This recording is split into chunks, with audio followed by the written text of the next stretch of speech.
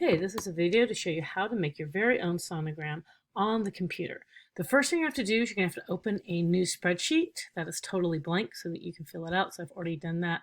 I'm going to call this my name and sonogram. So when I turn it in, I know it's mine.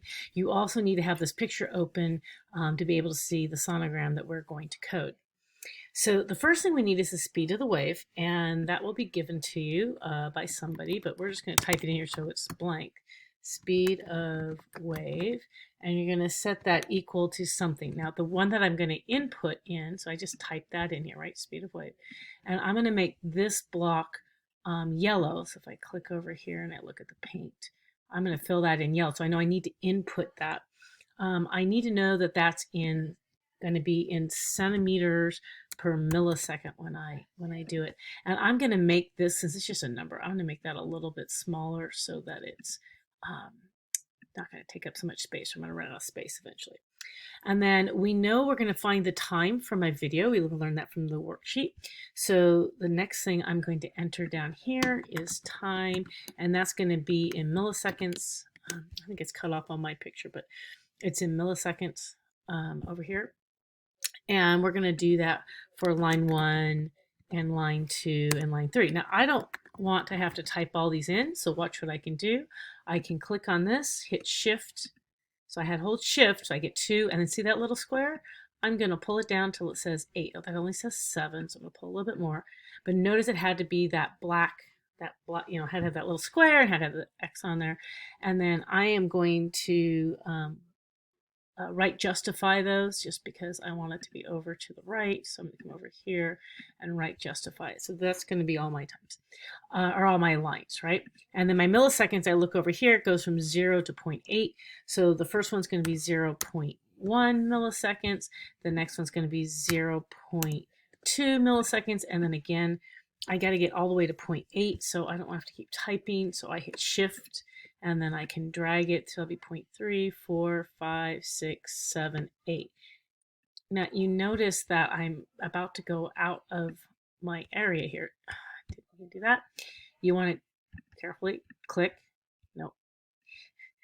I want to drag over all of these. So I'm going to click and drag. So you can't click and hold. You have to click and drag. And then if I get rid of that, if I drag one of these in, it brings them all in. Oh, too small. Oh my goodness. You'll never be able to read anything. A little too big. You know, you kind of get it so that we're just not taking up so much space. That looks pretty good.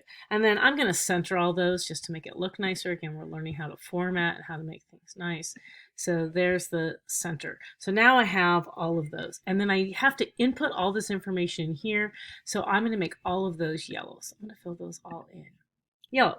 Now my sonogram is going to show up over here, but I need to have space. And again, you can see this is a little big, but for now, I know that I want my sonogram, so whatever I put here, I want it to show the intensity of the light, because the number I'm going to put is the intensity of the peak. So like this would be 0, 0. Here's 1 and 1 and 1 and 1. And maybe that's a 3, and there's 1, 1, 1, 1.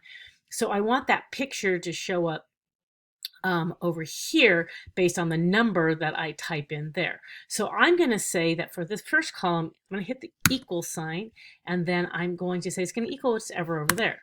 So now to just check it, if I put a 1 in there, it shows up as a 1 over here. But that's not going to be a 1. I just wanted to make sure it was working. I'm going to delete that. And so this one is equal to B. I'm going to get rid of this just for now. That is equal to B4, and I want all of these to be equal to all of those. So I'm going to click and drag that down.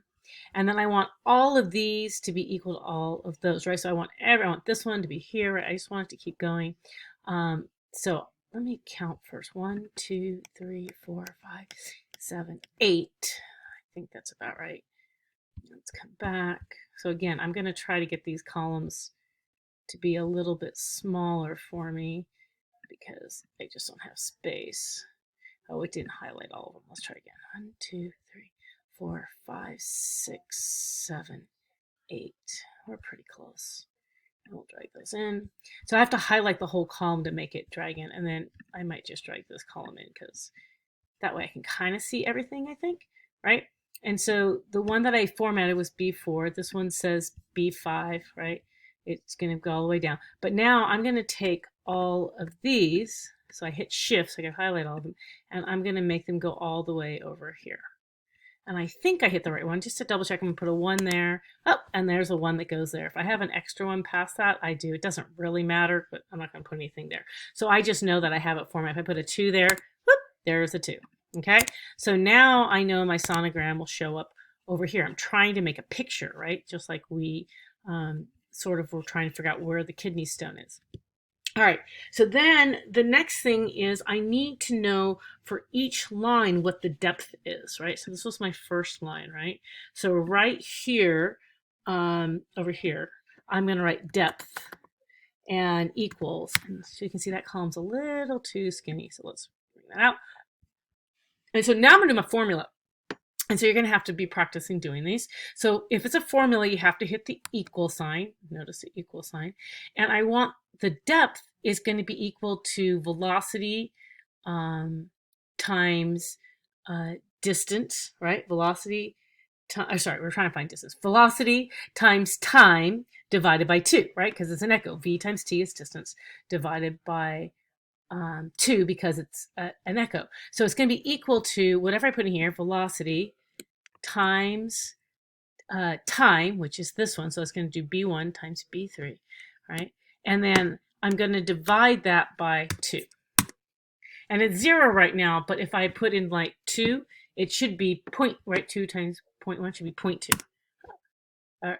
Well, oh yeah, divided by 2. Ha, yeah, see, formula work. Good thing, because the Stemus has issues sometimes. Now, I want to copy this all the way over, but the problem is I always want this number to be the same.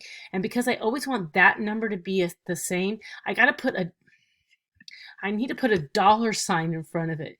So I'm going to come over here to my formula bar. And I'm going to put a dollar sign. So that says that it's always going to multiply by B1, but then it'll keep going up to B3 or it'll go C3 and then C4 and C5. It's really smart that way.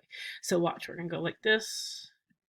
And it goes all the way up to 0.7. Do I need one more? This one went to H, so I need one more because I got to get to I.